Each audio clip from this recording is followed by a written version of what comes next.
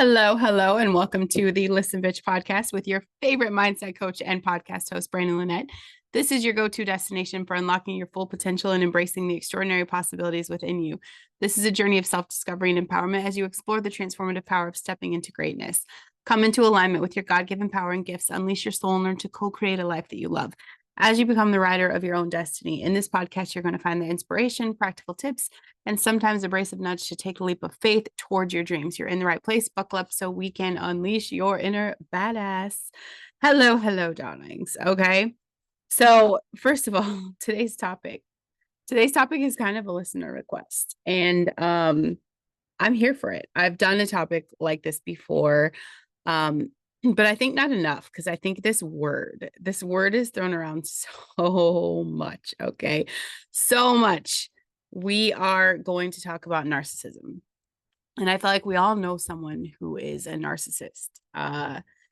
And some of us are the narcissist. Okay. But I really just want to shed light on this conversation because I just think it's abused. It's kind of like empath, right? Everyone like thinks it's super special to be an empath, but it's part of the human fucking experience. We're all empaths. Some of us tend to ignore it, shut it down, drown it out. Other people are like, yeah, I definitely feel this. Okay. But we all have that little bit of tendency. Who the fuck could sit here and record a podcast several days a week if there wasn't a little narcissistic tendency in them? Okay. I absolutely own that. Could I be full out manipulative narcissist ass? Yes, it's in me. I see that. I absolutely see that. Okay. But I think this is true for everybody. And like we've allowed people in our lives to kind of just fly their freak flag, right? To let them just kind of become that narcissist. And the story in our head creates that and makes the monster inside of them even bigger. So we're going to talk about that. Okay. And yes, I am doing YouTube videos now, you guys. So if you have not checked out my YouTube channel, you probably should. It's Brandon Lynette. If you don't have my book, I think my YouTube cover is the cover of my book. Like I'm in that dress. Um, but yes, I'm just gonna say everybody that's watching me today is like, who the fuck is this girl? Literally no makeup, and we threw a hat on just to kind of save you some of the shock. But I mean, I'm not mad at it. Literally, like I work on the skin. This is just my skin. It's all the water, baby, and really good supplements. Um, but it's okay. We're good. We're good with this today. It was a no makeup day. Uh, and I record like the day before. So today's my Monday. And I had a lot of shit going on. Like I had really great conversation. I met one of my friends that I've known for, I don't know, like 13. I wouldn't say, I say friends. I say friends a lot, and it's an acquaintance. Okay. An acquaintance that I've known for a very long time. Um, I met him at his place. He has a building that he's turning into a bar slash restaurant. Um, so I showed up there today and he wanted, just my opinion on some things. Like he's ready to go, but there's $100,000 hood system kind of stopping him from opening. So, I take a look at this place. I've seen it before. Definitely a friend of mine, definitely a family friend of mine, had showed me the building. He used to have hot dogs outside of the place. He sold Sweeney's Weenies, and RIP Kevin Sweeney. We love and miss you. Um, so I kind of had an idea of what the place started, the shape it was taking and what was happening with it. But I got to tour it today, and I just want to say, like, I'm always like, what's next, right? What's next for me? What am I going to do? Where are the opportunities? God, just point me in that direction. I bartend 2 nights a week right now. It's probably gonna cut down to one after the new year, and that's okay. But I love doing it. I love bartending. I love the people experience. But I'm talking to my friend today, and we're touring this place, and I kind of had a sneaking suspicion that it was more than just like he wanted my opinion of like, what do I need to launch? Can I open like this? And he absolutely can. You guys, this place is gonna be the shit. I was just like taken aback. I'm like, I already love this place. I love it. I feel a connection to the building. And, maybe it's because I've spent time there with my family on the outside with another friend. Maybe it's because, I know this person, I know the character, like there's so much character and just like ambiance in this building. And what he's doing is fucking magic. I'm just like, it just took my breath away. I was like very honored to get to be a part of getting to see that. And at the end of the conversation, he's like, this is a job offer. And I'm just like, you know, absolutely honored. Okay. Absolutely honored. I had the sneaking suspicion. I just didn't know how open the offer would be. And it's an incredible offer. And I'm just like, you know, uh, it's a lot to chew on right now because my husband is, his hours are different. Um, I mean, my husband and I literally talked about like owning our own shit. And I'm like, there's no way. There's no way you could pay me enough to like do this because the restaurant business takes 7 days a week, 24 hours a day. Like there's no rest. Okay. I've seen it. I've worked in the industry since I was fucking 12 years old. Okay. I know what it looks like. And I'm just like, you couldn't pay me enough to do that. But I have this opportunity to like create something, to be a part of the creation and the birth of something huge where I'm not paying the mortgage, right? Actually, there is no mortgage. That's the gift, but I'm not paying the electric bill, right? Um, so it's crazy. It's so much to think about. And, I told him, I'm like, man, I'm in mom mode, I homeschool my kids already. It devastates my family for me to leave 1 or 2 nights a week. I couldn't imagine working outside of the home, but like when I was there, my whole body was like, fuck yes. So I feel some sense of like, I'm going to be a part of this and I can't fucking wait. I cannot wait. And like, I want to be protective of it, right? Like, here's the thing. You can have an incredible building. You can have, great food. You can have great ambiance. But if your bartender is an asshole, you're fucked. Right. And I love people. Like people know that you come in and you're getting the full Brandon Lynette experience, right? Like you are just getting loved on. And that's part of what I love about my job is that, it's personal. And I know these people and I know their families and I know their kids and I know their grandkids. I know their wedding anniversary. Like I know these things and I remember these things. And when I see you, I'm like, oh my God, how's the new puppy doing? Is he still an asshole? Yes, because dogs are assholes. Mine just literally ate a fucking plate of baked potatoes off my stove today. So that's the point is it's a personal experience with me and people love that. I mean, we go to the same place to eat anytime we go out because number one, she is very personal with us and she knows us and we don't have to fucking think. Literally shit just shows up at the table, right? That's what we want when we go out. And that's what my regulars get. If I know you drink a bud, you're getting a bud on the counter the minute I see you walking in, right? It's just that fun experience, but I'm super honored and I have a lot to pray about. So we're going to be thinking about that and who knows what's next for Brandon Lynette, but I'm excited and I'm going to blast this place like crazy the minute that he gives me the go ahead because I feel like even if I really actually don't work there, I feel like people need to show up there because it's incredible. It's incredible. But let's get back to the point. Okay. Talk about narcissism when I'm just blasting my business, Yeah. Here's the twist. Okay. When we talk about just narcissism in general, it's not just about the grandiose, self-absorbed person that we tend to think of. These tendencies are a part of everyone and they're part of the human experience. Everyone has them. I know there was recently an election that took place and a lot of people are not happy about my president, but I'm so fucking obsessed. And part of what people don't like about him is that he's a narcissist.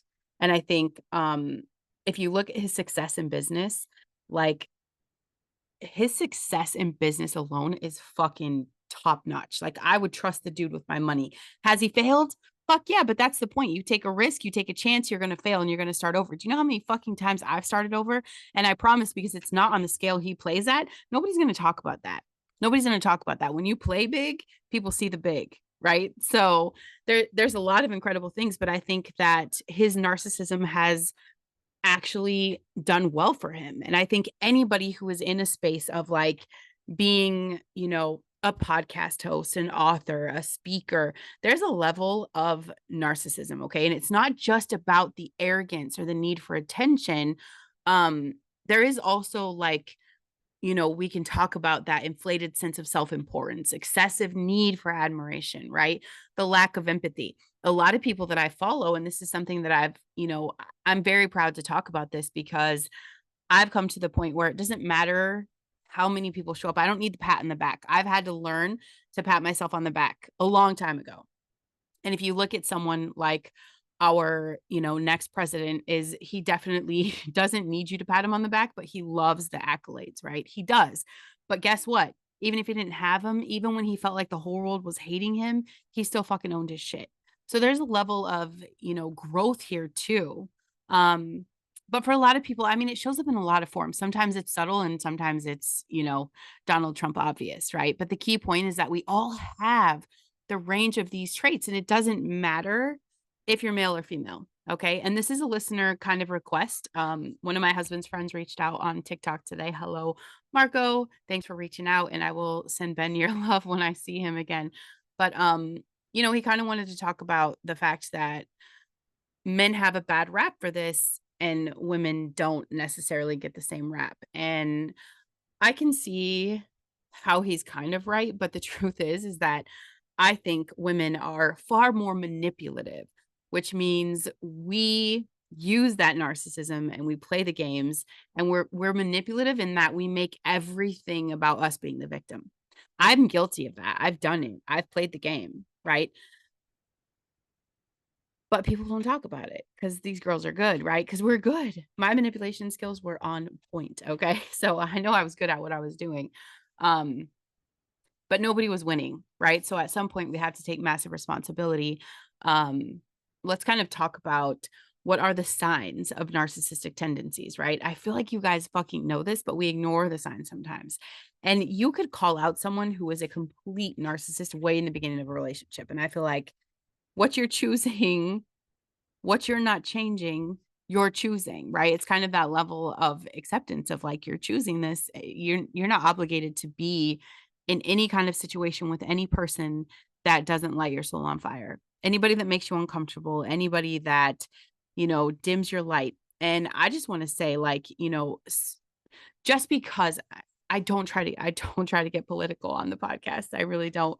But if you look at who the president-elect is and the people that he's bringing to light, he is not taking the spotlight for himself, okay?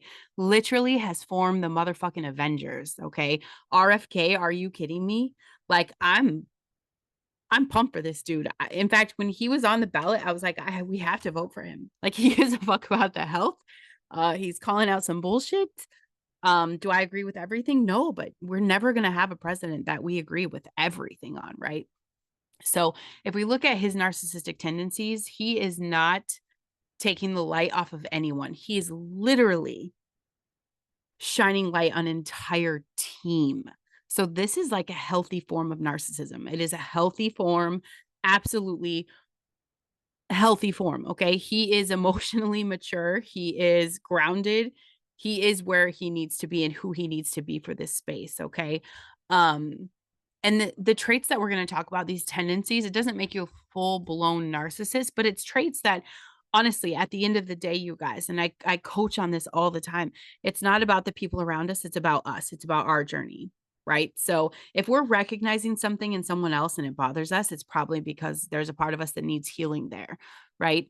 So I want you guys to not just think about the narcissist in your life, but I want you to fucking own your narcissistic shit, okay? Do you have an excessive need for validation? Like, do you find yourself constantly seeking that reassurance or admiration? And it can be subtle, like needing likes on a post or needing your efforts to be acknowledged. I think about moms a lot. Moms want a fucking pat on the back. There is no gold star for being a good mom. There's just not. The proof is when your kids grow up and they have families of their own. What kind of person are they? What is your relationship like with them? There's things like that that you can start to recognize, but you don't need the accolades. You don't need a pat on the back. You don't need approval. I would not be doing this podcast if I left it on the fact I need the accolades, right? Because nobody cheered for me publicly. There was not a lot of people that were like, fuck yeah, you're doing this, even now. And I understand that there's not a lot of public acknowledgement here because there's a lot of people that talk shit about me. And you can't publicly acknowledge someone that you're talking shit about, right? Someone's going to put the pieces together. But if you've got someone who lacks empathy, we get so focused on our own shit and our own perspective that we just cannot truly understand or care for anyone else's emotions, right? Or maybe you have that sense of entitlement. How many entitlement drives me fucking crazy. How many motherfuckers are out there expecting other people to cater to their needs or desires without considering other people's needs or boundaries? Right? The sense of entitlement is insane. And maybe you've been in situations where you are shifting blame on other people, or you make someone question their own reality just to protect your own shit or get your own way. And this is some hard truth, motherfucker, but I promise you've done it. I promise you've done it. And if you are constantly comparing yourself to other people, feeling superior or inferior based on this, that envy, that comparison is a fucking narcissistic red flag. Okay. So, all of you out there that are afraid to step into your potential because you're comparing yourself, you are definitely narcissistic material, because you got to get the fuck over yourself. And I promise there is no gender bias. Okay. Penis, vagina, those are the two genders. Y'all are guilty of this. Okay. It's easy to think of it as a man problem. They often get the worst reputation. They're most likely to exhibit the overt grandiose form, right? Like president-elect. They're definitely willing to put themselves out there. That's the stereotype of the arrogant, self-absorbed businessman, right? The alpha personality. We're just going to blanket this term and say that's a narcissist, but it's not.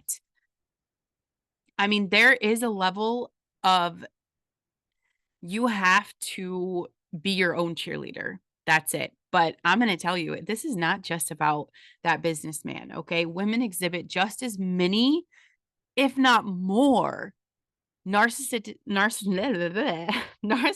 tendencies than men. But what happens because of our manipulation is that it's in more covert ways. Like, guys are just like all about being grandiose, right? Look at me, look at me, look at me. Women are definitely the more manipulation or like emotional control. They're using this shit, their relationships, for validation, right? And so it looks different. It looks different because, number one, men still really don't understand the full scope of the female brain, right? So we can manipulate a little better, and it makes it look like we're kind of innocent and we're pushing the blame over. That's not true. And I'm saying, bitches, get your shit together. It's not fair that we're letting our guys take the fall for this when we are the ones manipulating the situation. Right. And I know you're doing this. You twist things around so that you're the victim. So you get your way and you get that validation of your relationship. You push things to the limit so that you can feel like, okay. Even if I push it to the limit, is it for me? It's going to be here. Like the manipulation. Okay. The manipulation is toxic. So what do we do with the information, Brandon? Okay. Like, you're thinking right now, fuck, she's called me out. She's called me out. What do we do with the information? First step is going to be that self-awareness. We all have narcissism in varying degrees, okay? The key is not to pathologize ourselves, but to like recognize where we're allowing our ego or our insecurity to drive our actions. When we become more aware, that's where we move towards those healthier, more balanced behaviors. And I want you to take the time to reflect, get a journal, right? Are there moments where you've been self-centered, where you've been manipulative, or overly focused on getting your needs met, trying to manipulate and control a situation for yourself at the price of other people? Acknowledge those moments. That's the first step of growth. Okay. And then we have to find the path to balance. Because, like I said, ain't nobody doing a podcast that doesn't have a little bit of that narcissistic tendency. Okay. Absolutely not. And is it our ego? Yeah, of course. But you have to find some balance, right? Balance is the key. You have to embrace your worth and your confidence without crossing into entitlement or superiority. Are we clear on that? Okay. Entitlement or superiority. I don't know anybody that, I have followed, especially, I mean, obviously men dominate the business world. Men dominate all the genres I'm in. It's absolutely dominated by men. I don't think any of them are entitled. I don't think they're superior. Do I think they have the narcissistic tendency? Absolutely. Because they're like, fuck yeah, look what I'm doing, bitch. Right. And when you get to a certain level, you should be able to say, that. Right. But there is no entitlement or superiority. So it's not a toxic narcissist. Okay. I want to make that very clear. There is a difference between toxic narcissism and healthy narcissism. Everybody has made this word like such a bad word, right? As my kid would say, it's the F word. Doesn't matter what you say, hell or shit, it's the F word. Okay. So people have made narcissism the F word. It's about validating yourself while learning to genuinely empathize with other people and make space for their needs. Okay. We have chosen this human experience. We came here for all the feelings, for all the things, right? We're in this journey together, and every fucking one of us have areas to grow. Now, my question is, the people that you're around, are these people that you want to grow with, or are they people you've outgrown? There's a difference, and it's okay to let people go.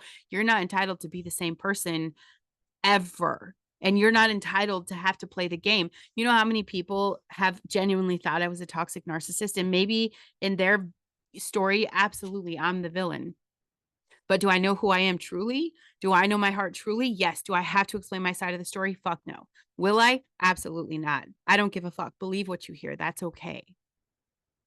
People that are meant to see your truth are going to see it without you having to explain it, right? And part of the power and the passion of my growth is that I literally have that intention of every single day, like, God, let's do this, right? How am I going to get closer to Jesus? How am I going to walk with Jesus? It's not about entitlement or superiority. It is about staying humble, meaning I know I have to work my ass off for this. I know I have to show up every day. It doesn't make me better. It just makes me the person who's willing to step into their potential to show someone else that it's possible. It doesn't mean it's a toxic narcissist, okay? I don't need to explain my growth to anybody. And we all have areas to grow. So my question is, okay, are you ready to evolve? This isn't a gender chosen struggle. This is human condition. Once you acknowledge it, that's how we evolve. You become more mindful, you become empathetic, you become self-aware. In this growth, bitch, this is where we not only step into our true potential, but we have the potential to build better relationships and lead with authentic confidence. It's not hype, bitch. It's not hype. And you will, once you bring this into your awareness, you're going to be able to call out people that have the hype, and you're going to call out the people that are out there ready to serve.